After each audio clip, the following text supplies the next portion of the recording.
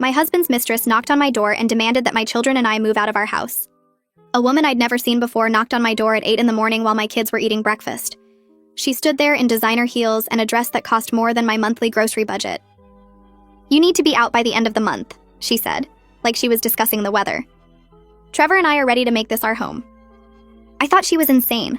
Some random woman showed up at my house talking about my husband Trevor and making demands. Then she held up a key, my house key. "Trevor gave this to me.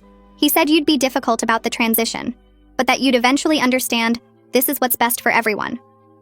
She walked past me into my living room like she owned the place. Started talking about paint colors and which walls she'd knock down. My 3 kids stood there watching this stranger plan renovations to their home.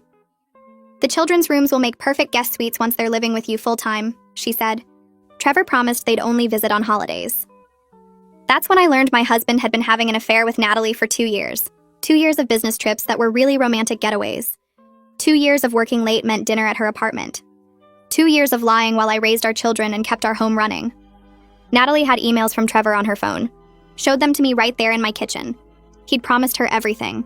The house, his retirement savings, and a fresh start without the baggage of his first family. "He's already talked to a lawyer," she said. "The papers will be served next week. Fighting will just make this harder on your children." She actually said that, like she cared about my kids while planning to steal their home. Trevor came home that night acting normal. Kissed me hello, played with the kids, ate the dinner I cooked. I didn't say anything about Natalie's visit. Wanted to see how far he'd take this lie. He even initiated intimacy that night. Held me afterward and said he loved me, all while planning to throw us out for his mistress. The next day, Natalie came back, this time with a contractor. They measured rooms and discussed budgets while I stood there documenting everything on my phone. She pointed at family photos and said, "These will all need to go, obviously. I'm thinking a more modern aesthetic." The contractor looked uncomfortable when he realized I lived there. "Ma'am, did you approve this consultation?" Natalie laughed. "She doesn't need to.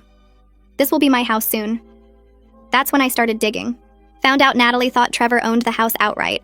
He'd told her he'd bought it before we married, that I had no claim to it, that he was rich from family money and his executive salary. All lies. The house was in my name only. My grandmother had left it to me 5 years before I even met Trevor. He'd moved into my house. He had no legal claim to it at all. His executive job? He was middle management at a company that was about to downsize. His family's money? His parents were retired teachers living on Social Security. He'd been funding his affair with credit cards he'd opened in secret.